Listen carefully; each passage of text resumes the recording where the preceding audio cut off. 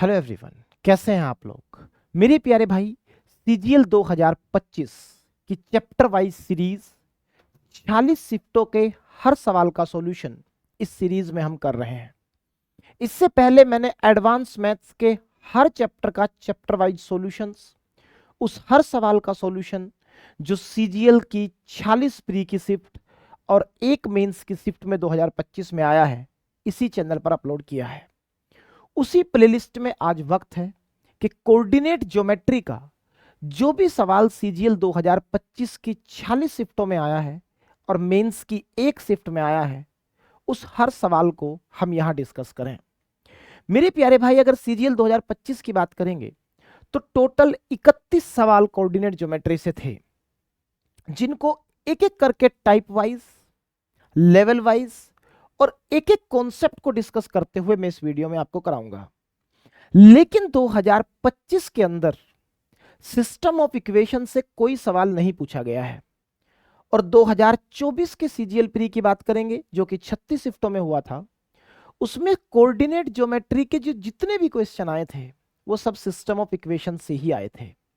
तो मैंने दोनों ईयर के क्वेश्चंस को इकट्ठा कर लिया है ताकि सिस्टम ऑफ इक्वेशन का कॉन्सेप्ट भी हम यहां डिस्कस कर लें, उसके पीवाईक्यू भी हो जाए और 2025 के सवाल भी डिस्कस कर लें। तो आइए मेरे प्यारे भाई, शुरुआत करते हैं coordinate geometry type wise CGL pre plus mains 2025 और सीजीएल प्री प्लस मेंस 2024 के सभी सवालों का सॉल्यूशन। आइए हम टाइप वाइज चीजों को पढ़ रहे होंगे।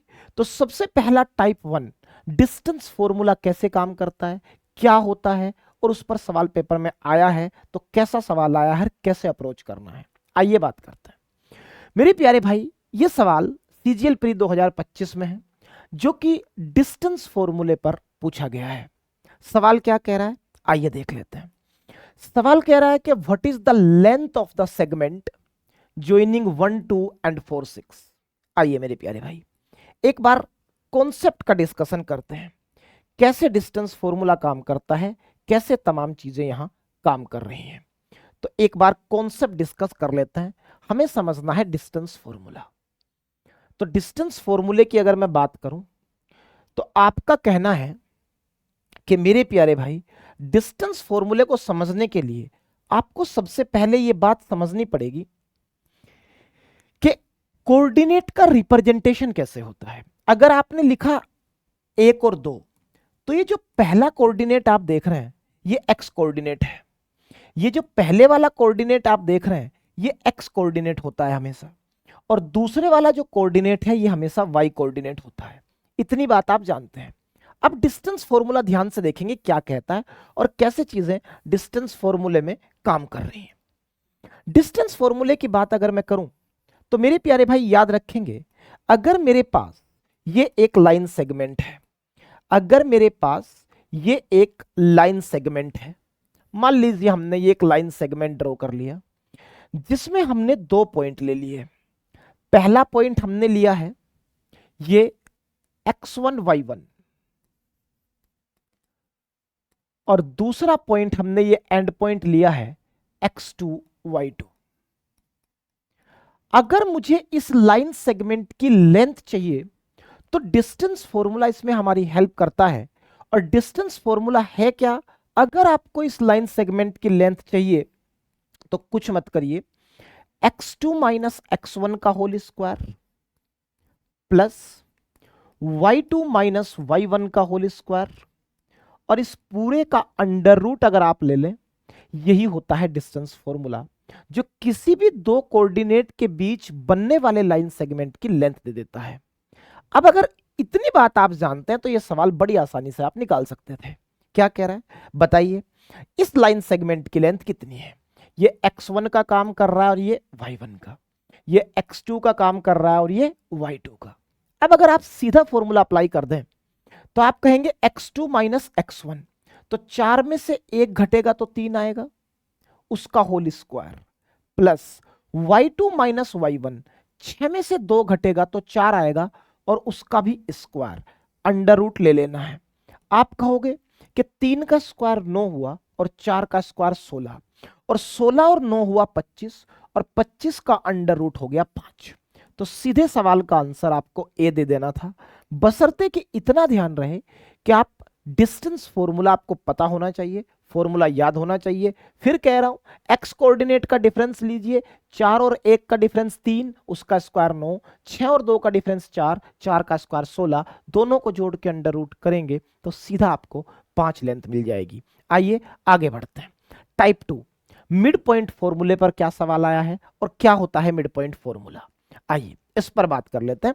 यह सवाल सीजीएल प्री 18 सितंबर 2025 के पेपर में पूछा गया है। देखो मेरे भाई, मिड पॉइंट फॉर्मूला क्या कह रहा है? मिड पॉइंट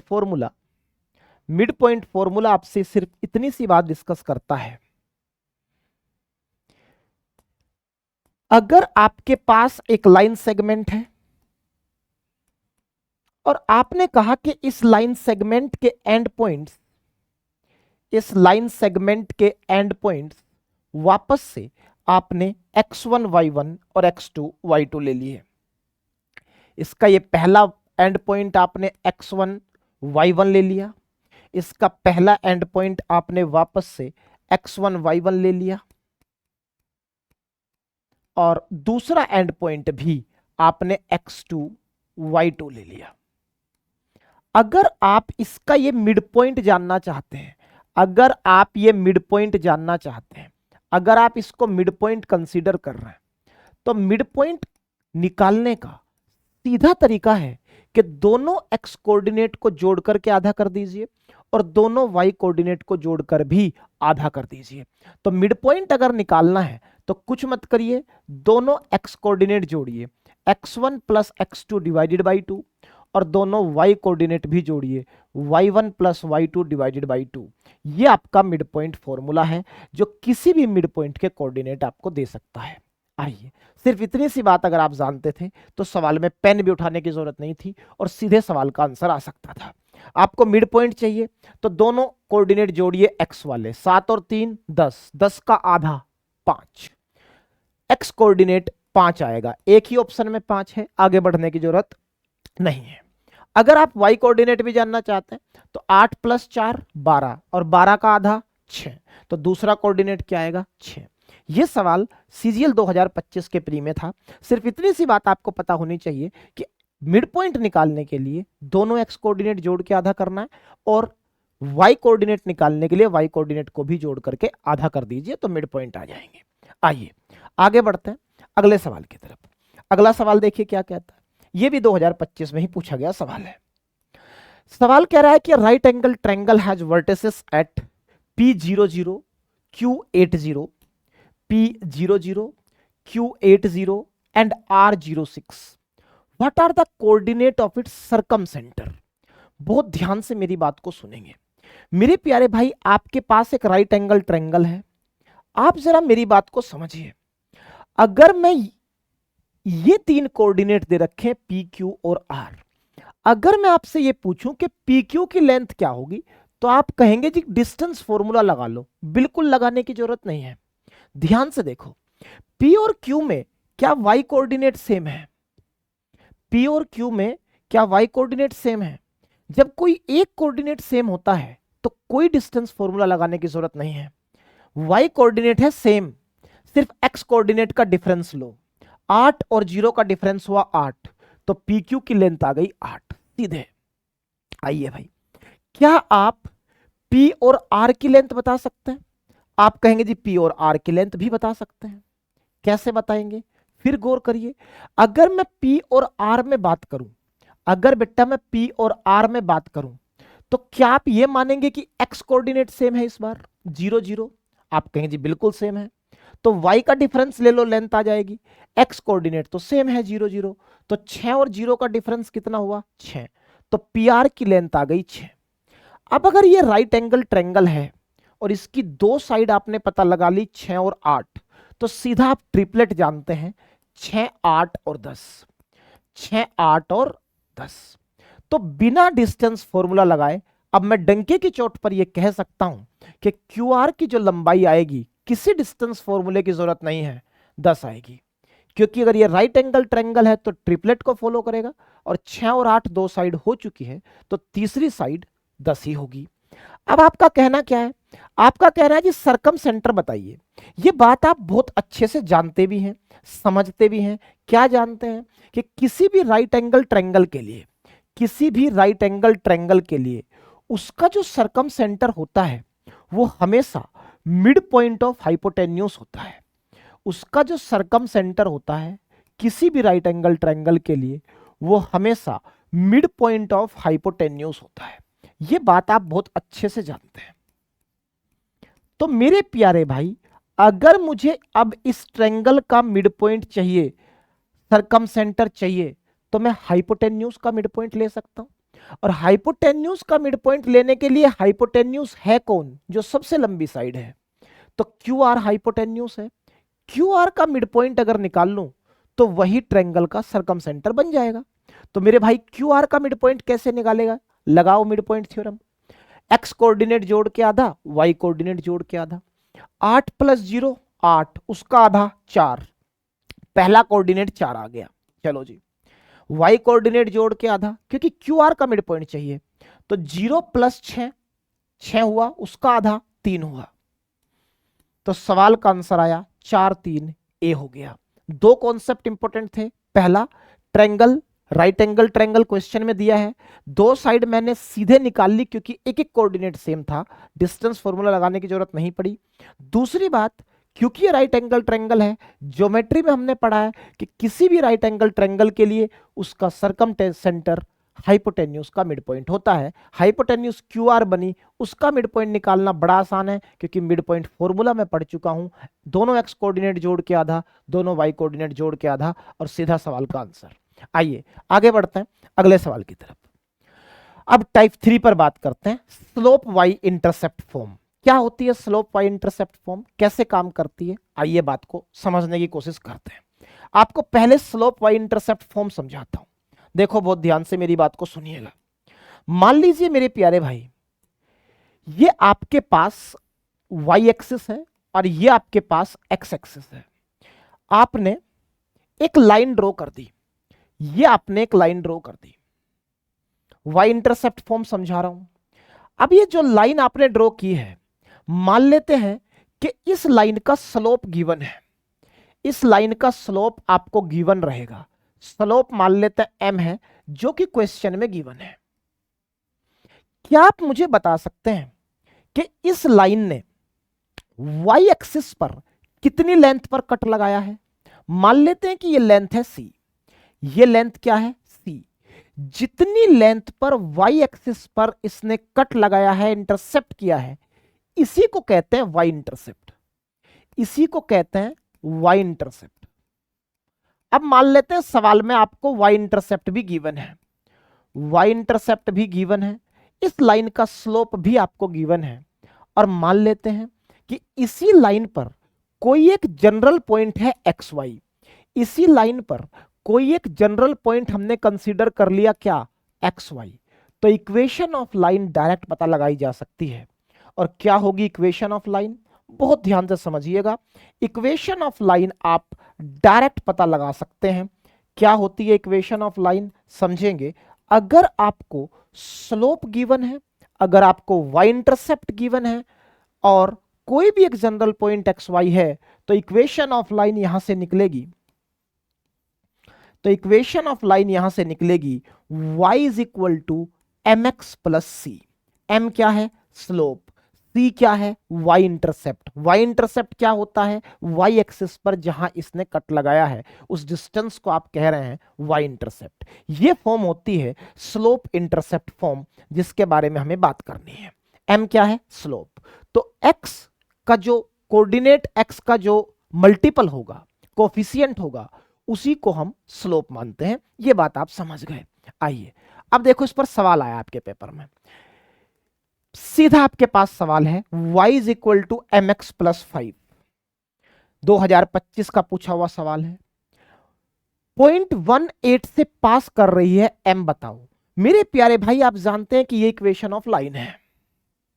अगर ये लाइन इस पॉइंट से पास कर रही है, तो जाहिर सी बात है इस पॉइंट के कोऑर्डिनेट जब आप इस लाइन में रखेंगे तो वो सेटिस्फाई करेंगे। ये इक्वेशन ऑफ लाइन है। अगर ये इस पॉइंट से पास हो रही है, तो इस पॉइंट को जब इक्वेशन ऑफ लाइन में आप डालेंगे तो वो सेटिस्फाई करेगा।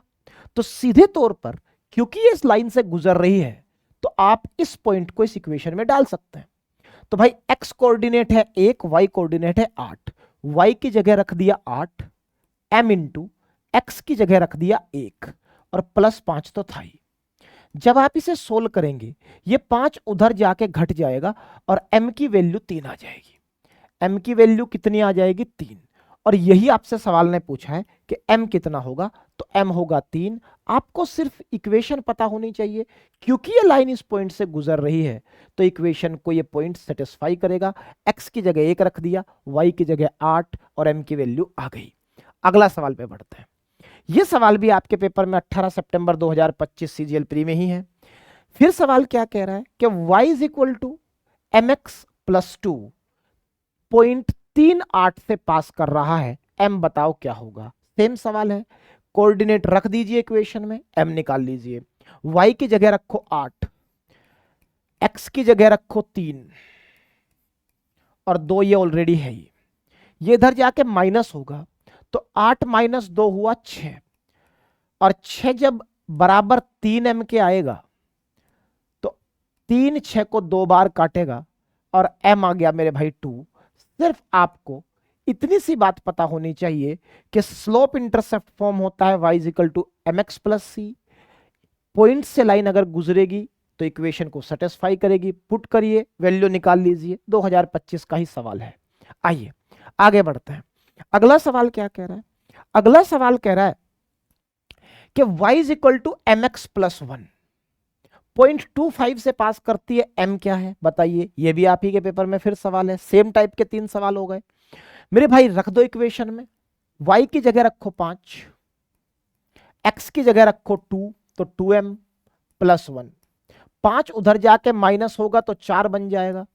2m इज इक्वल टू 4 तो m होगा 2। m कितना होगा 2।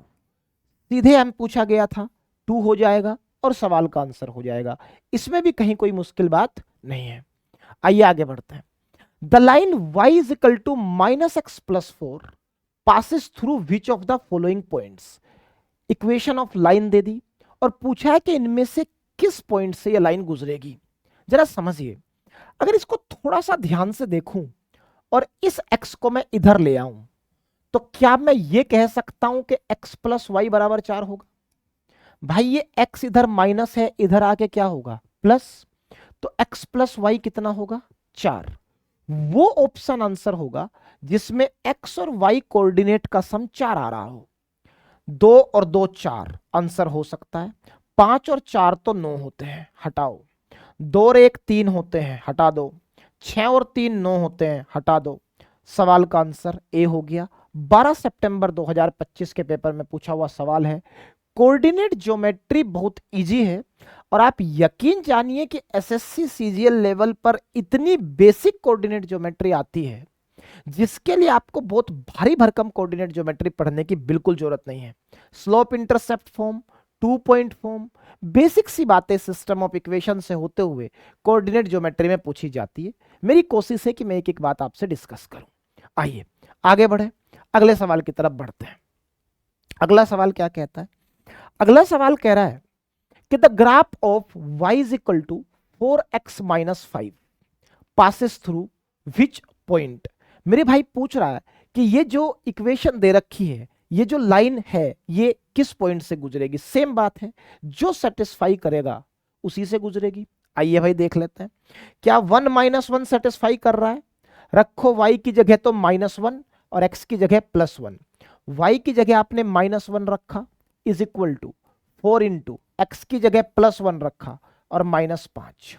ध्यान से देखना राइट साइड क्या आ रही है, 4 एकम 4 -5 हुआ -1 और लेफ्ट साइड ऑलरेडी क्या है -1। इक्वेशन सेटिस्फाई हो गई, मतलब इस पॉइंट से तो गुजरेगी। आगे देखिए, क्या 0 -5 से भी गुजरेगी? चेक कर लेते हैं। y की जगह -5, x की जगह 0। y की जगह -5 इज इक्वल टू 4 इंटू 0 -5। आप ध्यान से देखेंगे कि ये तो 0 हो गया, तो -5 इज इक्वल टू -5। इस पॉइंट से भी गुजर रही है। जब दोनों सेटिस्फाई हो गए तो मेरे प्यारे भाई इसका मतलब answer all of the above ही होगा, तीसरा चेक करने की जरूरत ही नहीं है। क्योंकि अगर आप ध्यान से देखें आंसर ये भी होगा ये भी होगा, दो आंसर तो नहीं हो सकते एक ऑप्शन के, एक सवाल के, तो सीधा आंसर बिना चेक किए डी हो गया अब, क्योंकि एक से ज्यादा ऑप्शन सही लग रहे हैं तो बाकी तीसरा भी सही ही रहा होगा, और कोई दूसरा ऑप्शन तो है नहीं, ऐसा कोई ऑप्शन तो है नहीं कि A and B are true. चलिए आगे बढ़ते हैं अगले सवाल की तरफ, ये भी 19 सितंबर का सवाल था। अगला सवाल देखिए, अगला सवाल क्या कह रहा है मेरे प्यारे भाई, अगला कह रहा है कि बताइए एक्स इंटरसेप्ट क्या होगा इस इक्वेशन का। ये एक लाइन ऑफ इक्वेशन है, इसमें आपको जानना है कि एक्स इंटरसेप्ट क्या होगा। मेरी छोटी सी बात अगर आप समझ लेंगे तो बात बिल्कुल क्लियर हो जाएगी। क्या छोटी सी बात है, समझिए, कॉन्सेप्ट को थोड़ा सा डिस्कस करता हूं। अगर आपको कभी भी एक्स इंटरसेप्ट निकालना है, अगर आपको कभी भी एक्स इंटरसेप्ट निकालना है तो इक्वेशन के अंदर y को जीरो पुट कर देना, इक्वेशन के अंदर y को क्या कर देना, जीरो पुट कर देना। अगर आपको y इंटरसेप्ट निकालना है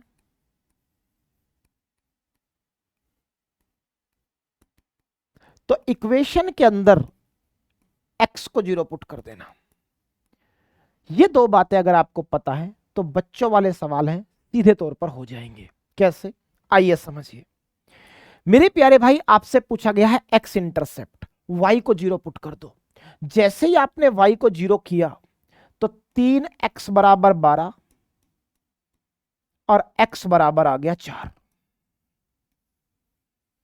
और यही हो गया आपका x इंटरसेप्ट। सवाल का आंसर, कुछ हमने गड़बड़ की है क्या भाई, y को जीरो कर रहे हैं तो आपका कहना है जी क्या होगा, 3x माइनस 6y।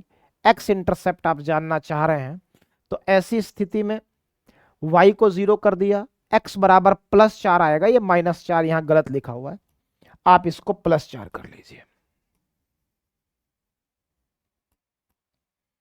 आप इसको +4 कर लीजिए, और सवाल का आंसर आपका बी हो जाएगा। सवाल का आंसर क्या हो जाएगा मेरे प्यारे भाई, बी हो जाएगा। आइए आगे बढ़ते हैं अगले सवाल की तरफ। अगला सवाल क्या कह रहा है, which point lies on y is equal to -3x + 7। Which point lies on y is equal to -3x + 7। फिर वही बात है, जो सेटिस्फाई कर जाएगा वो आंसर होगा। मेरे प्यारे भाई y की जगह 7 रख दो, x की जगह 0। y की जगह 7 रखा, x 0 होगा तो पूरा का पूरा 0 हो जाएगा, राइट साइड भी 7 आ गई, इसका मतलब ये सेटिस्फाई कर रहा है। दूसरा केस, दूसरा केस, दूसरा केस क्या है, दूसरा केस क्या है भाई, दूसरा केस क्या है, 2 1 को चेक करते हैं। ध्यान से देखिए क्या 2 1 सेटिस्फाई कर रहा है। y की जगह 1 रखा, x की जगह 2 रखा, x की जगह 2 रखा, +7। अगर आप ध्यान से देखेंगे तो -6 + 7 होगा प्लस का 1, और लेफ्ट साइड भी +1 थी, ये भी सेटिस्फाई कर गया। जब दो सेटिस्फाई कर रहे हैं तो तीसरा भी सेटिस्फाई करता ही होगा, क्योंकि ए एंड बी तो ऑप्शन में है नहीं, तो सीधे तौर पर सवाल का आंसर डी हो गया। 19 सितंबर के पेपर में यह भी सवाल है। आइए आगे बढ़ते हैं। अब सवाल कह रहा है कि आपको y इंटरसेप्ट निकालना है। अभी मैं आपको कॉन्सेप्ट पढ़ा के आया, x इंटरसेप्ट चाहिए तो y को 0, और y इंटरसेप्ट चाहिए तो x को 0। y इंटरसेप्ट चाहिए तो x को 0 कर दो, ये 0 हो गया। 5y इज इक्वल टू 20 और y इज इक्वल टू होगा 4, y इज इक्वल टू होगा 4। सवाल का आंसर बी आ जाएगा, और सीधे तौर पर आप बड़ी आसानी से इस बात को समझ सकते हैं। 14 सितंबर के पेपर में यह भी सवाल है। आइए आगे बढ़ते हैं। एक्स इंटरसेप्ट पूछा जा रहा है, एक्स इंटरसेप्ट पूछा जा रहा है तो आप y को 0 करेंगे, y 0 हुआ तो ये 0 हुआ। 5x इज इक्वल टू 10 तो x is equal to 2, x is equal to 2, तो सवाल का आंसर ए हो जाएगा। एक्स इंटरसेप्ट पूछा जा रहा है, y को आपने 0 कर दिया और x की वैल्यू कितनी आ गई, 2 आ गई। ये जो सवाल है इसमें टाइपिंग मिस्टेक थी, ऑप्शन में -4 लिख दिया गया था। मैंने आपको पहले ही बता दिया y को 0 करेंगे 3x इज इक्वल टू 12 है तो x की वैल्यू प्लस का 4 आएगी, या फिर इसे -12 लीजिए, तब जाकर के चीजें फिर अरेंज होंगी। आइए आगे बढ़ते हैं अगले सवाल की तरफ। अगले सवाल की तरफ चलो भाई, यहां तक हो गया। अगला सवाल देखते हैं। Find the point where y is equal to 5x minus 10 crosses x axis. अगर x एक्सिस को क्रॉस करेगा तो जाहिर सी बात है y 0 हो जाएगा। अब x एक्सिस को क्रॉस कर रहा है तो y को क्या कर दिया हमने 0। तो आपका कहना है जी 5x minus 10 is equal to 0, 5x is equal to 10 और x इज इक्वल टू आ गया 2, x इज इक्वल टू आ गया 2। अब देखो y 0 होगा और x 2 होगा, तो ऑप्शन नंबर 1 में यही सीधा समाधान आपको नजर आ रहा है कि y 0 होगा और x 2 होगा। चलिए आगे बढ़ते हैं, ये 22 सितंबर के पेपर में सवाल है। आगे सवाल क्या कहता है? आगे सवाल कह रहा है if a line passing through 3 - 1 with a slope 4 find the y intercept. आइए मेरे भाई बहुत ध्यान से समझेंगे। एक लाइन है जो 3 - 1 से पास कर रही है, जिसका स्लोप 4 है। आपसे y इंटरसेप्ट पूछा गया है, आपसे y इंटरसेप्ट पूछा गया है। 1 मिनट पर इस सवाल पर आता हूं, क्योंकि मुझे आपको पहले स्लोप पॉइंट फॉर्म पढ़ानी है, उसके बाद इस सवाल पर आएंगे। एक बार स्लोप पॉइंट फॉर्म पढ़ते हैं। आइए अब टाइप 4 पर, उस सवाल पे मैं 1 मिनट में आऊंगा स्लोप पॉइंट फॉर्म पढ़ाने के बाद। हम टाइप 4 पर आ गए। Equation in the form of ax plus by plus C. आइए इसका कॉन्सेप्ट क्या है समझने की कोशिश करते हैं। इसका कॉन्सेप्ट यह है मेरे प्यारे भाई, अगर आपको लाइन की इक्वेशन इस फॉर्म में मिले, किस फॉर्म में, ax plus by plus c is equal to 0, तो याद रखिएगा यहां से डायरेक्ट स्लोप निकल सकता है, यहां से डायरेक्ट स्लोप निकल सकता है। अगर इक्वेशन ऑफ लाइन की form ax plus by plus C बराबर 0 हो, तो यहां से डायरेक्ट स्लोप निकल सकता है, और स्लोप होता है -a/b। x का जो कॉफिशिएंट है डिवाइडेड बाय y का कॉफिशिएंट, और साथ में लगता है -a/b। अब इसी पे सवाल पूछा गया है। अगर इतनी सी जानकारी आपको थी तो ये 17 सितंबर 2025 के पेपर का सवाल आपके लिए बड़ा इजी था। क्या कह रहा है सवाल? कह रहा है जी ये एक लाइन की इक्वेशन है, आपसे पूछा गया स्लोप क्या होगा, तो स्लोप होगा -a/b। a का काम कौन कर रहा है? x का कॉफिशिएंट 2, तो माइनस ऑफ a है 2, और b कौन होता है? y का कॉफिशिएंट, तो -2/3 इसका स्लोप हो जाएगा। A answer. सिर्फ आपको ये बात पता होनी चाहिए, इसी पे डायरेक्ट क्वेश्चन है, पेन भी नहीं उठाना, सीधे आंसर आ जाते हैं। आइए आगे बढ़ते हैं।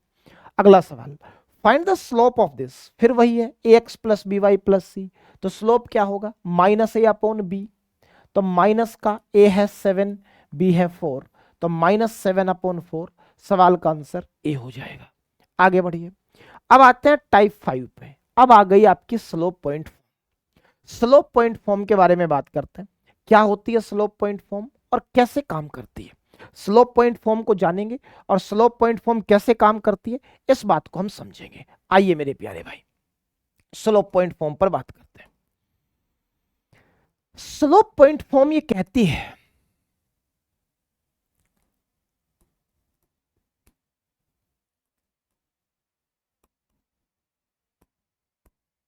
अगर आपके पास ये एक लाइन है, इस लाइन पर एक पॉइंट है x1 y1, इस लाइन पर यहां एक पॉइंट है x1 y1 जो कि क्वेश्चन में गिवन रहेगा, और इसका स्लोप भी क्वेश्चन में आपको गिवन रहेगा m। m क्या है? स्लोप। सवाल में आपको दो डाटा गिवन होंगे, एक तो इस लाइन का स्लोप गिवन होगा और एक इस लाइन के ऊपर कोई एक पॉइंट गिवन होगा x1 y1।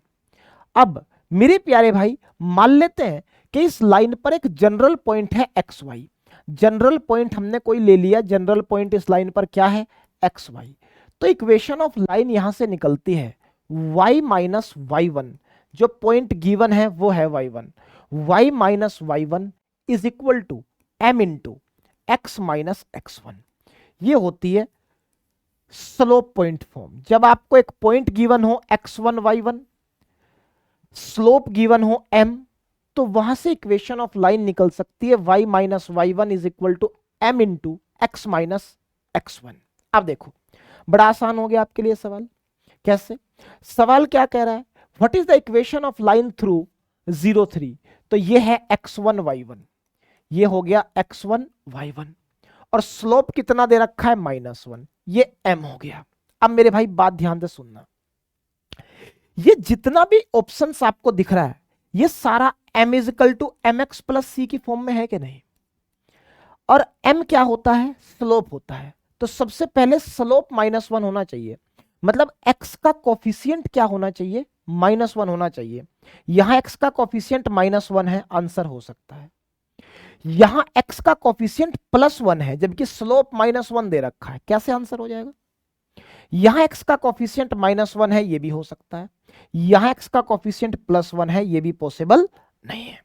तो मेरे प्यारे भाई दो ऑप्शन तो आपने सिर्फ स्लोप देख के एलिमिनेट कर दिए कि स्लोप -1 है, स्लोप x का कोफिशिएंट होता है जो कि -1 होना चाहिए। दो ऑप्शन में +1 था, आपने हटा दिया। अब आपको सवाल सोल्व करना पड़ेगा क्योंकि दो ऑप्शन आपको दिख रहे हैं। तो रखो इस फॉर्म में, y माइनस y1 क्या है? 3 इज इक्वल टू m है -1 इंटू x माइनस x1 क्या है भाई? 0। अब अगर आप ध्यान से देखें तो y minus 3 is equal to -x आया, इस 3 को उधर ले जाएंगे तो आएगा y is equal to -x plus 3, और यही इक्वेशन ऑफ लाइन हो जाएगी। सीधे तौर पर यही सवाल का आंसर हो जाएगा y is equal to -x plus 3। ये भी सवाल का आंसर नहीं हो पाया। बताओ यहां तक कोई दिक्कत है? स्लोप पॉइंट फॉर्म समझ में आई? जब स्लोप गिवन होगा क्वेश्चन की तरफ से और इक्वेशन ऑफ लाइन में लाइन के ऊपर एक पॉइंट भी सवाल ही आपको देगा, तो यह है कहानी। अब आइए उस सवाल पर जो हमने छोड़ा था स्लोप पॉइंट फॉर्म की वजह से। यह था वो सवाल जिसको मैंने आपको कहा था कि मैं स्लोप पॉइंट फॉर्म पढ़ाने के बाद कराऊंगा। देखो बेटा क्या कह रहा है कि लाइन पास कर रही है 3 - 1 से, तो ये x1 y1 हो गया और स्लोप दे रखा है 4, ये m हो गया। पहले आप इक्वेशन ऑफ लाइन पता कर लो। इक्वेशन ऑफ लाइन कैसे आएगी? y माइनस y1, y1 है माइनस का 1 is equal to m 4 x minus x1 -3। आइए मेरे प्यारे भाई बहुत ध्यान से समझेंगे। अब अगर आप देखेंगे तो minus minus plus, y plus 1 is equal to 4x minus 12, ये 12 इधर जाके माइनस हो जाएगा। y is equal to 4x minus 13, क्या ये y is equal to m x plus c नहीं है? उसी की फॉर्म है क्या, जरा देखना। और y इंटरसेप्ट कौन होता है? c होता है। तो यहां c की वैल्यू क्या है? -13, तो y इंटरसेप्ट हो गया -13। बड़ी आसानी से आप निकाल सकते थे। आपने किया क्या? स्लोप पॉइंट फॉर्म की हेल्प से इक्वेशन ऑफ लाइन पता कर ली, उसको y is equal to m x plus c की फॉर्म में रख लिया। c होता है y इंटरसेप्ट, c की वैल्यू -13 आ गई और सीधे सवाल का आंसर आपने टिक कर दिया। आइए आगे बढ़ते हैं। ये हमने देख लिया, स्लोप पॉइंट फॉर्म पे एक सवाल ये हो गया था। आगे बढ़ते हैं। अगला सवाल क्या कह रहा है कि which line has slope -1 and passes through 2 3। बहुत ध्यान से मेरी बात सुनेंगे। क्या ये x1 y1 है? आपने कहा जी है। तो स्लोप -1 है, तो सबसे पहले स्लोप -1 होना चाहिए, मतलब x का कोफिशिएंट -1 होना चाहिए। यहां -1 है, आंसर हो सकता है। यहां तो +1 है, स्लोप तो -1 चाहिए। यहां तो 5 है, हमें -1 चाहिए। यहां x का कोफिशिएंट -5 है, मुझे -1 चाहिए। मैंने स्लोप से ही सवाल उड़ा दिया, इक्वेशन ऑफ लाइन बनानी भी नहीं पड़ी। क्लियर बात है? सीधे सवाल का आंसर आ गया, क्योंकि स्लोप -1 है तो x का कोफिशिएंट -1 एक ही ऑप्शन में दिख रहा है। टिक करके आगे बढ़ जाइए। ये 16 सितंबर के पेपर का सवाल है। अगर आप कंप्लीट सॉल्यूशन करना चाहते हैं, क्योंकि ये क्लास है, पेपर में मत करना, सिर्फ सिखाने के लिए सिखा रहा हूं। आप जानते हैं y माइनस y1, y1 क्या है? 3 बराबर m -1 x माइनस x1 क्या है? 2। सोल्व करो वही मिल जाएगा। y minus 3 is equal to minus x plus का 2, तो माइनस एक्स प्लस का 2, ये उधर जाके क्या हो जाएगा, प्लस हो जाएगा। तो क्या आपको वही इक्वेशन मिल जाएगी, y is equal to minus x plus 5। लेकिन फिर कह रहा हूं इसकी जरूरत नहीं है, स्लोप माइनस 1 है, x का कोफिशियंट माइनस 1 एक ही ऑप्शन में दिख रहा था, टिक करिए, आगे बढ़िए, सॉल्यूशन करने की जरूरत नहीं है, ये सॉल्यूशन है अगर कंप्लीट सॉल्यूशन भी चाहते हो।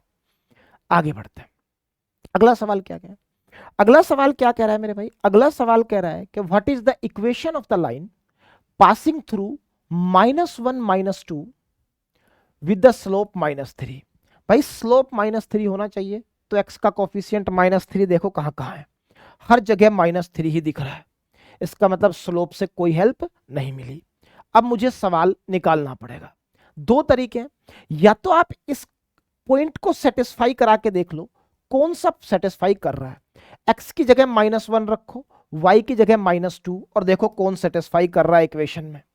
आपने y को रखा -2 और x को रखा कितना, -1, -1 इंटू -3 तो प्लस का 3, माइनस का 5, तो ये तो सेटिस्फाई कर रहा है, दोनों तरफ -2 आ गया, ये आंसर हो सकता है। इधर रखो, y को आपने -2 रखा, x को आपने रखा -1 इंटू -3 प्लस का 3 और +1, 3 + 1 4 होता है, वो -2 के बराबर कैसे होगा, हटा दो। इसमें देखो y को रखा आपने -2, x को आपने रखा -1 तो प्लस का 3 आया, 3 - 2 होता है प्लस का 1 और लेफ्ट साइड -2 है, कभी बराबर नहीं होंगे, ये भी ऑप्शन सही नहीं है। y की जगह आपने फिर -2 रखा, -3 इंटू -1 प्लस का 3, 3 + 3 तो 6 होते हैं, -2 थोड़ा ही, ये भी ऑप्शन आंसर नहीं है। तो सवाल का आंसर ए हो गया। कैसे पता कर लिया, जिस पॉइंट से गुजर रही है उसको सेटिस्फाई तो करेगी, तो x की जगह -1 रखा और y की जगह 2 रखा, ए सेटिस्फाई कर रहा था। कंप्लीट सॉल्यूशन चाहते हो, आओ मेथड नंबर 2, कंप्लीट सॉल्यूशन अगर चाहते हो तो फिर वही बात, ये x1 y1 है, तो मेरे भाई y माइनस y1 कितना है, -2 is equal to slope -3 into x minus x1 कौन है, -1, minus minus plus, y plus 2 is equal to -3 into minus minus plus x plus 1। सिर्फ इसको सोल्व कर दीजिए, आपकी इक्वेशन आ जाएगी। मैं फिर कह रहा हूं इसकी कोई जरूरत नहीं है, मैंने पॉइंट को सेटिस्फाई करा के देखा, एक ही ऑप्शन सेटिस्फाई कर रहा था, तो जो कि आगे सॉल्यूशन की जरूरत ही नहीं पड़ी। फिर भी क्योंकि ये क्लास है तो सब कुछ समझना चाहिए। y plus 2 is equal to -3x -3, ये दो इधर जाके माइनस हो जाएगा, तो y is equal to -3x -5 आपके सवाल का आंसर हो जाएगा। अगर आप कंप्लीट सॉल्यूशन चाहते हैं तो ये कंप्लीट सॉल्यूशन है। आगे बढ़ते हैं अगले सवाल की तरफ। टाइप 6 आ गया, 2 point form, slope point form हमने पढ़ ली, y इंटरसेप्ट फॉर्म हमने पढ़ ली, अब हम 2 पॉइंट फॉर्म के बारे में बात करते हैं।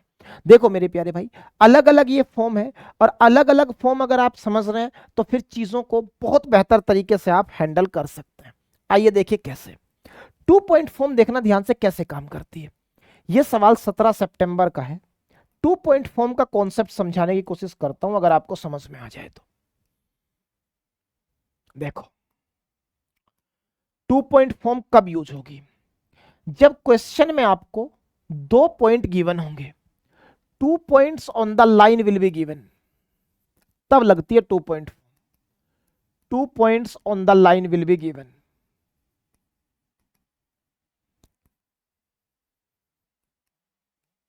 कैसे, समझो। मान लीजिए ये कोई लाइन है जिसके बारे में आप बात कर रहे हैं, इस पर हमने 2 पॉइंट ले लिए, एक पॉइंट है x1 y1 और एक पॉइंट है x2 y2। एक पॉइंट है x1 y1 और एक पॉइंट है x2 y2। 2 पॉइंट आपके पास प्रोवाइडेड रहेंगे इस केस में। अब आप ध्यान से समझेंगे मेरे प्यारे भाई, अगर आप स्लोप निकालना चाहते हैं तो इस केस में जब 2 पॉइंट आपको गिवन है तो m निकल सकता है। कैसे? y2 minus y1 upon x2 minus x1। ये आपके स्लोप का फॉर्मूला है अगर आपको किसी भी लाइन पर 2 पॉइंट पता हो। तो बताओ भाई, आपको पता है जी 2 पॉइंट कौन कौन से हैं? 2 पॉइंट आपको पता है, ये x1 y1 है और ये x2 y2। स्लोप पूछा गया है, क्या होगा? y कोऑर्डिनेट का डिफरेंस और x कोऑर्डिनेट का डिफरेंस।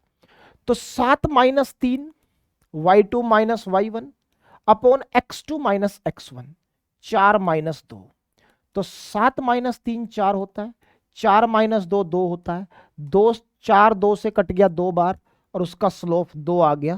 सिर्फ इतनी सी जानकारी अगर आपको है तो बड़ी आसानी से आप स्लोप पता कर सकते हैं 2 पॉइंट फॉर्म से। 17 सितंबर के पेपर में सवाल है, बड़ी आसानी से सोल्व हो सकता था। आइए आगे बढ़ते हैं।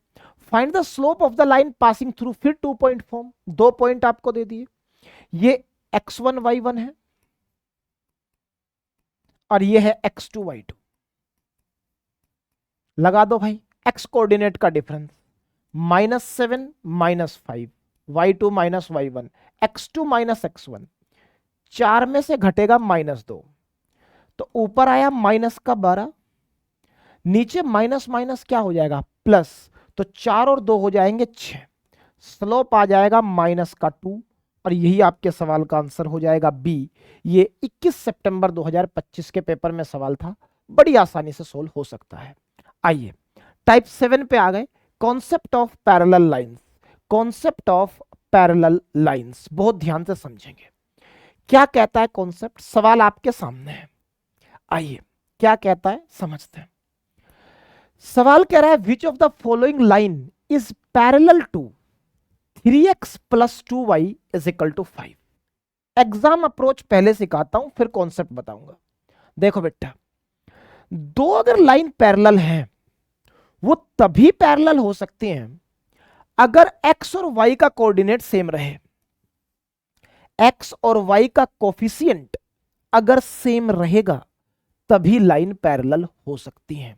मतलब दूसरी पैरेलल लाइन की जो इक्वेशन होगी उसमें भी 3x प्लस 2y ही नजर आना चाहिए, तभी दो लाइन पैरेलल हो सकती हैं।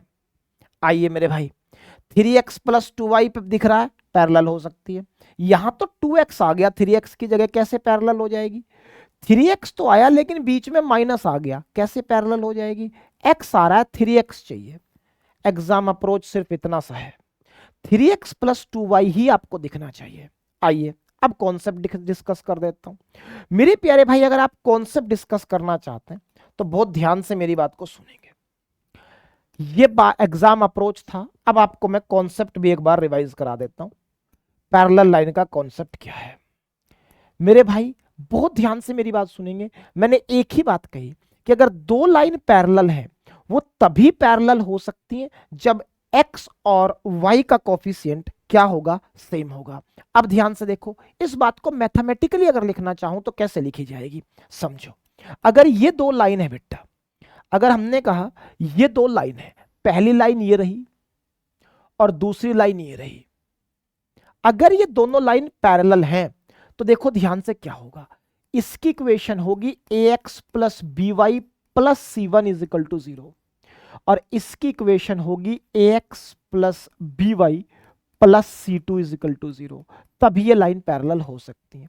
मतलब कांस्टेंट टर्म चेंज हो सकती है लेकिन x और y के कोफिशिएंट क्या रहेंगे? सेम रहेंगे, तभी जाकर के लाइन पैरेलल होगी। Then lines are parallel, then lines are parallel. ये कॉन्सेप्ट है। एग्जाम अप्रोच क्या था? 3x प्लस 2y है तो 3x प्लस 2y ही ढूंढो, पहले कहां है? एक ही ऑप्शन में, लाइन पैरेलल हो गई, बात खत्म। आइए आगे बढ़ते हैं। अब आ गया कॉन्सेप्ट ऑफ परपेंडिकुलर लाइन, हम टाइप 8 पर आ गए हैं।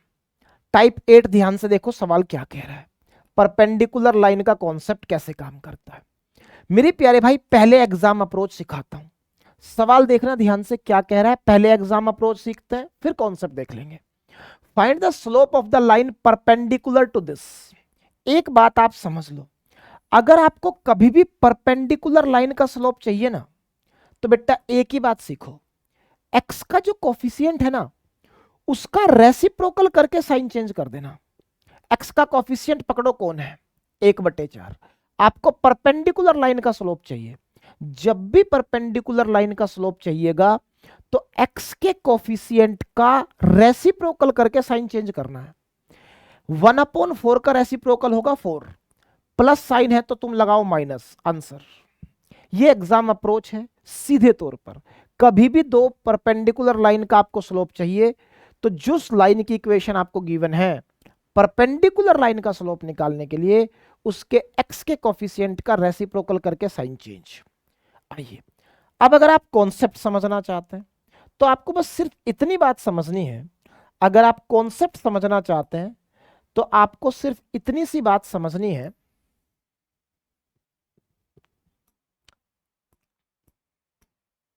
अगर आप दो पैरेलल लाइन के बारे में बात कर रहे हैं, मान लीजिए ये एक लाइन पैरेलल है और ये एक दूसरी लाइन है, और ये दो पैरेलल नहीं परपेंडिकुलर के बारे में हम बात कर रहे हैं। ये दोनों एक दूसरे के परपेंडिकुलर हैं 90 डिग्री। अगर इसका स्लोप आपने कहा m1 है और इसका स्लोप m2 है, तो दो लाइन आपस में परपेंडिकुलर तभी होंगी जब उनके स्लोप का प्रोडक्ट -1 होता हो। m1 इंटू m2 बराबर क्या होता है, -1। दोनों के स्लोप का प्रोडक्ट -1 होना चाहिए। एग्जाम अप्रोच क्या है, एक्स के कोफिशिएंट का रेसिप्रोकल करके साइन चेंज। सीधे सवाल का आंसर। आइए आगे बढ़ते हैं। अगला सवाल फिर है, क्या कह रहा है कि 2025 का ही पूछा हुआ है, 15 सितंबर का।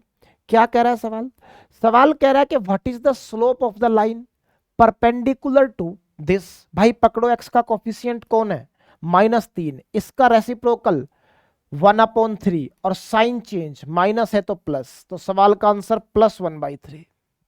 बात समझ में आ रही है, रेसिप्रोकल करके साइन चेंज कर दीजिए, कहीं कोई दिक्कत आपको बिल्कुल भी नहीं आएगी। चलो भाई आगे बढ़ते हैं। अगला 26 सितंबर के पेपर का सवाल है, ध्यान से देखना सवाल क्या कह रहा है, ध्यान से देखना सवाल क्या कह रहा है।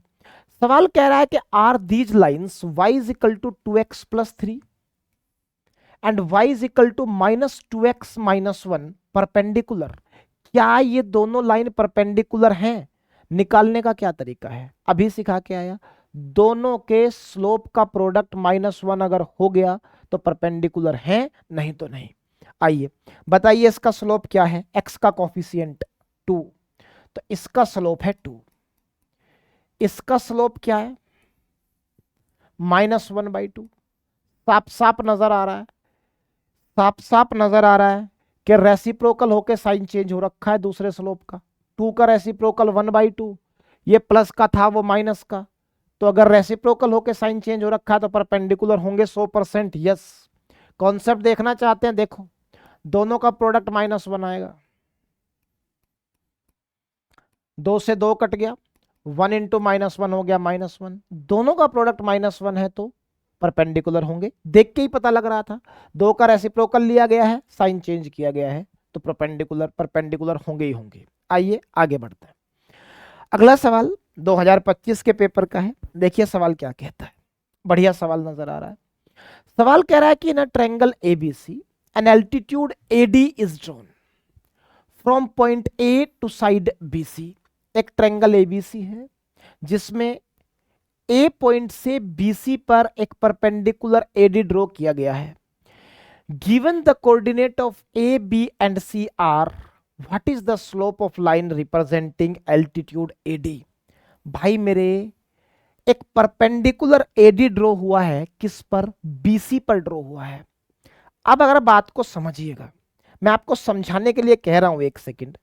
अगर मान लो कि ये इक्विलेटरल ट्रायंगल है, मुझे नहीं पता है कि नहीं, आप इवन इसे राइट एंगल ट्रायंगल मान लो, मुझे पता नहीं है राइट एंगल है कि नहीं, मैं सिर्फ समझाने के लिए आपको कह रहा हूं। मैंने इसको राइट एंगल ट्रायंगल एक सेकंड के लिए मान लिया, और मैं आपसे कह रहा हूं हो सकता है ये ना हो राइट एंगल ट्रायंगल, मैं सिर्फ समझाने की बात कर रहा हूं, क्योंकि मुझे इससे मतलब ही नहीं है ट्रायंगल है क्या। ये एबीसी है, आप कह रहे हैं जी ए पॉइंट से बीसी पर एक परपेंडिकुलर डाल दो, लो डाल दीजिए। अगर ये परपेंडिकुलर है तो इसका स्लोप और इसका स्लोप दोनों आपस में, दोनों का प्रोडक्ट -1 होना चाहिए। आइए, क्या हम बीसी लाइन का स्लोप निकाल सकते हैं? बीसी लाइन का स्लोप निकल सकता है 2 पॉइंट फॉर्म से, y2 minus y1 x2 minus x1। Slope BC का निकाल रहा हूं, slope of BC 2 point form, y2 minus y1 3 minus 1, x2 minus x1 6 minus 2, तो ये आया 2/4। सोल्व करने पे आया 1/2। मुझे बीसी का स्लोप पता लग गया 1/2। एडी परपेंडिकुलर है बीसी पर, तो परपेंडिकुलर का स्लोप कैसे निकालते हैं? रेसिप्रोकल करके साइन चेंज। तो एडी का स्लोप अब निकल जाएगा रेसिप्रोकल करके साइन चेंज, क्योंकि वो तो परपेंडिकुलर है। 1/2 का रेसिप्रोकल 2, साइन चेंज, प्लस की जगह माइनस। सवाल का आंसर बी सीधे तौर पर निकल जाना है। इसी 25 सितंबर 2025 के पेपर का सवाल है। इतनी सी बात आपको समझनी थी। आइए आगे बढ़ते हैं। कह रहा है कि solve the system of equation y is equal to 2x plus 1 and y is equal to minus x plus 4। भाई मेरे, वैल्यू वो होगी जो इन दोनों को सेटिस्फाई करेगी। भाई सिस्टम ऑफ इक्वेशन सोल्व करने का मतलब है दोनों का इंटरसेक्शन पॉइंट, दोनों इक्वेशनों को सोल्व करके एक्स वाई निकालना है। क्यों निकालें? इक्वेशन वो वैल्यू वो पॉइंट होगा जो इन दोनों को सेटिस्फाई करेगा। आइए, क्या आप ये गौर से देख रहे हैं कि इस x को इधर ले आऊं तो x प्लस वाई बराबर 4 आ रहा है, तो वो आंसर होगा जिसमें दोनों का सम 4 हो। 3 और 1 4 हो सकता है, 5 और 2 7 होते हैं, 7 और 3 10 होते हैं, 0 प्लस 1 1 होता है, बात खत्म। एक ही ऑप्शन में दोनों का सम 4 बन रहा था जो इस इक्वेशन को सेटिस्फाई करेगा, एक ही ऑप्शन कर रहा है, तो वही आंसर हो गया। आगे बढ़ने की जरूरत नहीं है। यह सवाल 15 सितंबर 2025 के पेपर में पूछा गया है। आइए टाइप 9 पर आ गए, सेंट्रोइड ऑफ अ ट्रायंगल। चलिए भाई, सेंट्रोइड ऑफ ए ट्रायंगल के बारे में आपको सिर्फ इतना जानना है, कॉन्सेप्ट एक बार डिस्कस कर देता हूं मैं जिससे आपको चीजें क्लियर हो। बड़ा आसान है, फ्री के नंबर होते हैं। हमारा कहना यह है कि अगर मान लेते हैं ये ट्रायंगल है, ये एक ट्रायंगल है, चलो जी, जिसके हमने कोऑर्डिनेट ले लिए, इसके कोऑर्डिनेट हमने ले लिए x1 y1, ये हमने x2 y2 मान लिया, और इसके कोऑर्डिनेट है x3 y3। अगर आप सेंट्रोइड जानना चाहते हैं तो मान लेते हैं यहां इसका सेंट्रोइड है, तो सेंट्रोइड के कोऑर्डिनेट होते हैं बेटा x1 plus x2 plus x3 upon 3 और y1 plus y2 plus y3 upon 3। ये होते हैं किसी भी ट्रायंगल के सेंट्रोइड के कोऑर्डिनेट। समझ गए? ये आपका कॉन्सेप्ट है। किसी भी ट्रायंगल के सेंट्रोइड के कोऑर्डिनेट, अगर आपको ट्रायंगल के तीनों वर्टेक्स के कोऑर्डिनेट पता है तो उनके x कोऑर्डिनेट जोड़ के 3 से भाग और y कोऑर्डिनेट जोड़ के अगर 3 से भाग कर देंगे तो सेंट्रोइड आ जाएगा। अब ये सवाल बड़ा आसान है। क्या कह रहा है? सवाल कह रहा है कि एक ट्रायंगल है जिसके वर्टेक्स पी क्यू आर है और सेंट्रोइड दे रखा है। मुझे बताओ सेंट्रोइड का x कोऑर्डिनेट कौन है? 4। कैसे आया होगा? तीनों के x कोऑर्डिनेट को जोड़ के 3 से भाग। इसका x कोऑर्डिनेट x है, प्लस इसका x कोऑर्डिनेट 5 है, प्लस इसका x कोऑर्डिनेट 2 है, और डिवाइडेड बाई 3। यही तो फॉर्मूला है। इसको इधर मल्टीप्लाई करोगे तो 4 × 3 = 12, 12 बराबर x प्लस 7। तो यहां से x आ गया भाई 5, x जो आएगा वो 5 आएगा। तो ये दो ऑप्शन तो हट गए। x कितना आएगा? 5। y और निकाल लेते हैं। y अगर निकालोगे तो y कितना दे रखा है सेंट्रोइड का? 2। कैसे निकला होगा? तीनों का y कोऑर्डिनेट जोड़ो तो x का y कोऑर्डिनेट y है, -1 प्लस क्या रहा होगा बेटा? 6 रहा होगा, और डिवाइडेड बाई क्या? 3, 3 दूनी 6 बराबर y प्लस 5। ये 5 उधर जाके माइनस होगा तो y की वैल्यू +1 आएगी, तो आंसर होगा 5 + 1। सवाल का आंसर ए हो जाएगा। बस आपको सेंट्रोइड का ये कॉन्सेप्ट पता होना चाहिए जो कि इसमें आपको डायरेक्ट लगाना था। अगर ट्रायंगल के तीनों वर्टेक्स के कोऑर्डिनेट पता है तो उनके x कोऑर्डिनेट को जोड़ के 3 से भाग कर दो, y कोऑर्डिनेट को जोड़ के 3 से भाग कर दो, तो सेंट्रोइड के कोऑर्डिनेट आ जाते हैं। ये सवाल 21 सितंबर 2025 के पेपर में है। आगे बढ़ते हैं भाई। अगला सवाल फिर 21 सितंबर 2025 के पेपर में क्या कह रहा है? सवाल कह रहा है कि what is the minimum distance from origin से to a point on the line segment connecting the point A30 B04। मेरे प्यारे भाई बहुत ध्यान से सुनिएगा जरा, बहुत ध्यान से। इस पॉइंट को मैं C मान लेता हूं 1 सेकंड के लिए। क्या मैं C से A की दूरी पता कर सकता हूं बिना डिस्टेंस फॉर्मूले के? तो आप कहोगे जी बिल्कुल पता कर सकते हैं, y कोऑर्डिनेट तो हो गया सेम, x कोऑर्डिनेट का डिफरेंस ले लो, 3 और 0 का डिफरेंस 3, तो AC की लंबाई पता लग गई मुझे, 3 आएगी। बहुत बढ़िया। क्या मैं C से B का डिस्टेंस भी पता कर सकता हूं? आप कहोगे जी x कोऑर्डिनेट तो हो गया है सेम, तो सिर्फ y का डिफरेंस ले लो, 4 - 0 4, तो भाई BC की लंबाई आ गई 4। BC की लंबाई कितनी आ गई? 4। अब बहुत ध्यान से मेरी बात सुनेंगे। अगर मैं डिस्टेंस फॉर्मूला लगा करके AB की लंबाई पता करना चाहूं तो डिस्टेंस फॉर्मूले से AB की लंबाई अगर आप पता करेंगे तो x2 - x1 का होल स्क्वायर, 0 - 3 होगा -3, उसका स्क्वायर होगा +9, y2 - y1, 4 - 0 4, उसका स्क्वायर 16, तो भाई 9 + 16 का अंडर रूट। मैंने डिस्टेंस फॉर्मूला लगाया है x2 - x1 का whole square plus y2 - y1 का होल स्क्वायर। 16 और 9 25, 25 का अंडर रूट 5। मेरे भाई जब मैंने इन तीनों साइडों की लेंथ निकाली तो क्या ये आपको राइट एंगल ट्रायंगल बनता हुआ दिख रहा है? आइए, क्या आपको ये राइट एंगल ट्रायंगल बनता हुआ नहीं दिख रहा? साफ साफ ये राइट एंगल ट्रायंगल बनता हुआ दिख रहा है। कैसे? देखो, अगर मैं मुझे ए बी लेना है हाइपोटेन्यूज को, इसे ए कह दूं, इसे बी कह दूं और इसे सी कह दूं, जो कि 0 0 दे रखा है। ए के कोऑर्डिनेट आप 3 0 ले सकते हैं और बी के कोऑर्डिनेट आप 0 4 ले सकते हैं। देखो, ये दूरी 4 हो गई, ये दूरी 3 हो गई और ये दूरी 5 हो गई। अब सवाल क्या कह रहा है? सवाल कह रहा है कि what is the minimum distance from origin to a point on the line segment connecting the point. अब सुनिए ध्यान से, आपका कहना है कि इस ओरिजिन से इस लाइन सेगमेंट पर मिनिमम डिस्टेंस बता दो। मिनिमम डिस्टेंस की बात जब भी होती है तो एंगल 90 डिग्री का बनता है। परपेंडिकुलर का डिस्टेंस ही हमेशा मिनिमम डिस्टेंस माना जाता है। परपेंडिकुलर का डिस्टेंस ही हमेशा मिनिमम डिस्टेंस माना जाता है। अब आपको ये लेंथ चाहिए, अब आपको ये लेंथ चाहिए CD, ये मिनिमम डिस्टेंस चाहिए।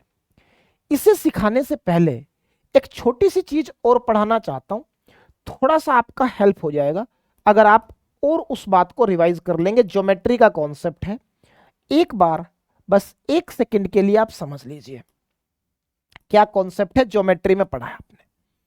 अगर ये राइट एंगल ट्रायंगल है जिसका नाम हम ABC रख दे रहे हैं, नाम रख दे रहे हैं ABC, राइट एंगल ट्रायंगल का कॉन्सेप्ट ज्योमेट्री में पढ़ा रहा हूं, बहुत ध्यान से सुनना, उसे रिवाइज करा रहा हूं, वही लगाऊंगा यहां। क्या कॉन्सेप्ट पढ़ा था आपने, याद आ रहा है कुछ? आपने कहा था कि राइट एंगल से अगर यहां कोई परपेंडिकुलर आपने डाली जो कि 90 डिग्री पे D पॉइंट पर कट करेगी, तो BD की लंबाई, इस परपेंडिकुलर की लंबाई आप बड़ी आसानी से निकाल सकते हैं। इन दोनों साइड का प्रोडक्ट मान लेते हैं, ये x है, ये y है, और ये पूरी लेंथ z है। तो इस परपेंडिकुलर की डिस्टेंस आपको मैंने ज्योमेट्री में पढ़ाई है, इन दोनों साइड का product divide by this x into y upon z, ये आपने ज्योमेट्री में पढ़ी है। किसी भी राइट एंगल ट्रायंगल से हाइपोटेन्यूज पर डलने वाले परपेंडिकुलर की लेंथ बड़ी आसानी से निकल सकती है, इन दोनों साइड का प्रोडक्ट डिवाइड बाय हाइपोटेन्यूज। तो मेरे भाई अब क्या CD निकल जाएगा यहां से? बिल्कुल निकल जाएगा। इन दोनों साइड का प्रोडक्ट डिवाइड बाय हाइपोटेन्यूज, 3 गुणा 4 डिवाइडेड बाई 5, 12/5 होगा। 12/5 का मतलब हो गया 2.4। सवाल का आंसर ए हो जाएगा, बड़ी आसानी से सोल्व हो सकता है। 2025 के पेपर में सवाल है, थोड़ा सा लेंदी सवाल था, आपको पहचानना पड़ा कि ये कोऑर्डिनेट जो दे रखे हैं राइट एंगल ट्रायंगल के हैं। राइट एंगल ट्रायंगल में भी फिर आपको ज्योमेट्री याद रखनी पड़ी कि राइट एंगल ट्रायंगल से राइट वाले एंगल से हाइपोटेन्यूज पर जो परपेंडिकुलर डलता है उसकी लेंथ सीधी निकल सकती है। क्या कि भाई दोनों साइड का प्रोडक्ट डिवाइड बाय हाइपोटेन्यूज। अच्छा सवाल है, 2025 के पेपर में पूछा हुआ सवाल है। आइए आगे बढ़ते हैं। अगला सवाल क्या कह रहा है? अगला सवाल कह रहा है कि point P is at equal distance from 3 vertices of a triangle with the coordinate A00, B40 and C03. What are the coordinate of point P? मेरे प्यारे भाई, पॉइंट P जो है वो तीनों वर्टिसेस से इक्वल डिस्टेंस पर है। क्या आप ये बात मानते हैं कि ऐसा पॉइंट जो किसी ट्रायंगल के तीनों वर्टेक्स से सेम डिस्टेंस पर होता है उसे सर्कम सेंटर कहते हैं? आप कहेंगे जी बिल्कुल सही बात है, सर्कम सेंटर ही एक ऐसा पॉइंट है जो किसी ट्रायंगल के तीनों वर्टेक्स से सेम डिस्टेंस पर होता है। चलो जी, क्या आप मुझे AB की लेंथ बता सकते हैं? आप कहेंगे जी y कोऑर्डिनेट सेम है तो x कोऑर्डिनेट का डिफरेंस ले लो, तो AB की लेंथ आई 4। क्या आप मुझे AC की लेंथ बता सकते हैं? आप कहोगे जी x कोऑर्डिनेट सेम है, y कोऑर्डिनेट का डिफरेंस ले लो, 3 - 0 3, AC की लेंथ आ गई 3। क्या आप मुझे BC की लेंथ बता सकते हैं? डिस्टेंस फॉर्मूला लगाना पड़ेगा, y2 - x2 - x1 का होल स्क्वायर, 0 - 4 माइनस का 4 उसका स्क्वायर 16 प्लस y2 - y1 का होल स्क्वायर, 3 - 0 3 उसका स्क्वायर 9, 25 25 का √5। क्या आप ये मान रहे हैं कि जो कोऑर्डिनेट दे रखे हैं राइट एंगल ट्रायंगल के कोऑर्डिनेट हो गए? 3 4 5 ट्रिपलेट बनाता है, राइट एंगल ट्रायंगल बनेगा। और आप जानते हैं कि राइट एंगल ट्रायंगल के अंदर हमेशा आपने ये सीखा है, फिर एक बार रिवाइज करा दे रहा हूं, राइट एंगल ट्रायंगल के अंदर उसका जो सर्कम सेंटर होता है वो हाइपोटेन्यूज का मिड पॉइंट होता है। उसका जो सर्कम सेंटर होता है हाइपोटेन्यूज का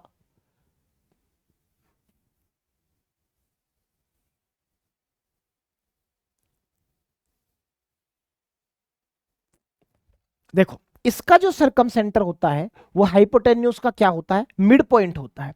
तो मेरे प्यारे भाई यही सर्कम सेंटर होगा जो कि हाइपोटेन्यूज का क्या होगा? Mid point. अब हाइपोटेन्यूज कौन है? जो सबसे बड़े वाली साइड है। हाइपोटेन्यूज सबसे बड़े वाली साइड है, सबसे बड़ी साइड कौन है? BC। इसका मिड पॉइंट बनेगा। अब इसका मिड पॉइंट बनेगा तो BC का मिड पॉइंट कैसे निकलेगा? मिड पॉइंट फॉर्मूले से क्या होता है? x कोऑर्डिनेट जोड़ के 2 से भाग और y कोऑर्डिनेट जोड़ के 2 से भाग। तो भाई 4 + 0 4 उसका आधा 2, x कोऑर्डिनेट 2 आएगा, y कोऑर्डिनेट जोड़ के 2 से भाग, 0 + 3 3 उसका आधा 1.5। मिड पॉइंट निकालना है हाइपोटेन्यूज का। हाइपोटेन्यूज कौन? BC था, उसका मिड पॉइंट निकाल लीजिए और सीधे तौर पर सवाल में आंसर आ जाएगा 2 और 1.5। यही आपके सवाल का बड़ी आसानी से आंसर हो जाएगा। आगे बढ़े मेरे भाई, आइए आगे बढ़ते हैं अगले सवाल की तरफ। अगला सवाल है 25 सितंबर 2025 का। क्या पूछा है? कह रहा है कि triangle PQR has vertices P11 Q41 and R15. Triangle STU has vertices S62, T92 and U66. Are these two triangle congruent? Yes, by SSS. अगर दोनों ट्रायंगल की लेंथ साइड्स की सेम आ गई तो कॉन्ग्रुएंट हो जाएंगे किससे? साइड साइड साइड से। आओ लेंथ पता करते हैं। क्या आप मुझे PQ की लेंथ बता सकते हैं? PQ की लेंथ बता सकते हैं? तो PQ की लेंथ अगर आप बता सकते हैं तो बिल्कुल लग जाएगा डिस्टेंस फॉर्मूला। क्यों लगाना distance formula? y coordinate same है तो 4 - 1 3। चलो जी, क्या आप मुझे PR की लेंथ बता सकते हैं? बिल्कुल बता सकते हैं। x कोऑर्डिनेट सेम है तो 5 - 1 4। PR की लेंथ आ गई 4। क्या आप मुझे QR की लेंथ बता सकते हैं? QR की लेंथ निकालने के लिए आपको डिस्टेंस फॉर्मूला लगाना पड़ेगा। 1 - 4 माइनस का 3 उसका स्क्वायर 9, 5 - 1 4, 4 का स्क्वायर 16। डिस्टेंस फॉर्मूला लगाया मैंने। x2 - x1 का होल स्क्वायर बराबर y2 - y1 का whole square plus y2 - y1 का होल स्क्वायर। ये किसका हो गया भाई? ये QR की लेंथ हो गई जो कि कितनी आई? 5।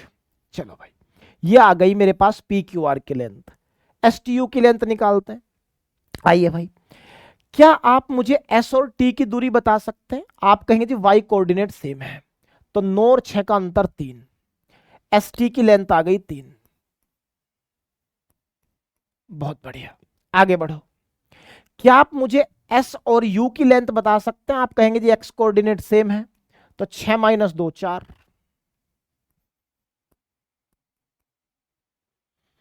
क्या आप मुझे TU की लेंथ बता सकते हैं? TU की लेंथ जानने के लिए आप T और U के पास जाएंगे, डिस्टेंस फॉर्मूला लगाओ। x2 - x1 का होल स्क्वायर, 6 - 9 -3 -3 का स्क्वायर 9, y2 - y1 का होल स्क्वायर, 6 - 2 4, 4 का स्क्वायर 16। ये भी कितना आया? 5। 3 4 5, 3 4 5, तीनों साइड की लेंथ सेम है। ट्रायंगल कॉन्ग्रुएंट हो गए और किससे कॉन्ग्रुएंट हो गए? SSS से। और यही आपके सवाल का आंसर हो गया। सिर्फ आपको लेंथ निकालनी थी। आइए मेरे प्यारे भाई, आगे बढ़ते हैं। अगला सवाल क्या कह रहा है? अगला सवाल कह रहा है कि incentre of a triangle is located at 3 4, the length of the altitude from the incentre to side AB is 2 units. किसी ट्रायंगल का आपको इन सेंटर दे दिया जो कि पॉइंट 3 4 पर लोकेटेड है। आओ जी, इन सेंटर है ये। फिर कह रहा है कि एल्टीट्यूड जो इन सेंटर से साइड AP पर डाला है वो 2 यूनिट है। What is the radius of triangles in circle? भाई ये तो ज्योमेट्री का सवाल है, कोऑर्डिनेट का सवाल ही नहीं। सवाल का आंसर देखते ही 2 आ गया। कैसे? आओ समझाता हूं। सवाल कह रहा है जी आपके पास कोई ट्रायंगल है। लो जी, मैंने ट्रायंगल ले लिया है। कह रहा है इसका एक इन सेंटर है। लो जी, ये रहा इन सेंटर। इसके कोऑर्डिनेट दे रखे हैं 3 और 4। कह रहा है जी इस इन सेंटर से अगर एक परपेंडिकुलर ड्रॉ कर दी गई। लो जी, ये ड्रॉ कर दी गई। ये परपेंडिकुलर आपने ड्रॉ कर दी। ये परपेंडिकुलर आपने ड्रॉ कर दी। इस परपेंडिकुलर की लेंथ 2 है। इन रेडियस बताओ। अरे मेरे प्यारे भाई, इन सेंटर से लाइन पर जो परपेंडिकुलर डलता है उसी की लेंथ को इन रेडियस कहते हैं। इस लेंथ को ही तो इन रेडियस कहते हैं। तो फिर इन रेडियस भी क्या हो गया? 2 हो गया। ये सवाल तो थ्योरेटिकल सवाल हो गया, ज्योमेट्री का। इस कोऑर्डिनेट से मुझे कोई लेना देना ही नहीं है। तो सवाल का आंसर सीधे 2 हो गया। Because the distance, the length of the perpendicular from in center to any of the side of the triangle is in radius of the triangle। बात क्लियर है? आइए आगे बढ़ते हैं। अगला टाइप आ गया टाइप 10, सिस्टम ऑफ इक्वेशन। तो मेरे प्यारे भाई, यहां तक मैंने 2025 के जितने सवाल आए थे वो सारे सोल्व करा दिया आपको कोऑर्डिनेट ज्योमेट्री के। अब ये 2024 के सवाल हैं जो कि आपको सोल्व करने हैं। ये सिस्टम ऑफ इक्वेशंस का जो कॉन्सेप्ट है, अगर आप इसी कॉन्सेप्ट को ध्यान से समझेंगे तो बात ये भी क्लियर हो जाएगी। लेकिन मुझे लगता है कि ऑलरेडी वीडियो लगभग 1 घंटे से ऊपर जा चुकी है, तो ये 2024 के जो क्वेश्चंस हैं इनके लिए मैं एक सेपरेट वीडियो बना दूंगा जिसमें सिस्टम ऑफ इक्वेशन का पूरा कॉन्सेप्ट हम डिस्कस कर देंगे, और इस वीडियो की लेंथ भी बहुत ज्यादा नहीं होगी। तो कोऑर्डिनेट ज्योमेट्री 2025 के सारे क्वेश्चंस करा दिए, वीडियो की लेंथ ऑलरेडी बहुत हो चुकी है, तो कोशिश करते हैं कि वीडियो बहुत लंबी ना जाए। अगली वीडियो में मैं आपको सारे कॉन्सेप्ट सिस्टम ऑफ इक्वेशन के साथ ये तमाम सवाल सोल्व करा दूंगा, जिससे इसकी लंबाई भी बहुत बढ़ेगी नहीं। तो मेरे प्यारे भाई, मिलते हैं अगली वीडियो में। अगर आपको ये वीडियो अच्छी लगी हो तो जरूर शेयर करिएगा, और हो सके तो प्लेलिस्ट में सारे चैप्टर वाइज सॉल्यूशंस डाल दिए गए हैं, उनको जाकर के जरूर देखिए, चैनल को सब्सक्राइब करिए। मिलते हैं अगली वीडियो में, तब तक के लिए have a nice day, thank you.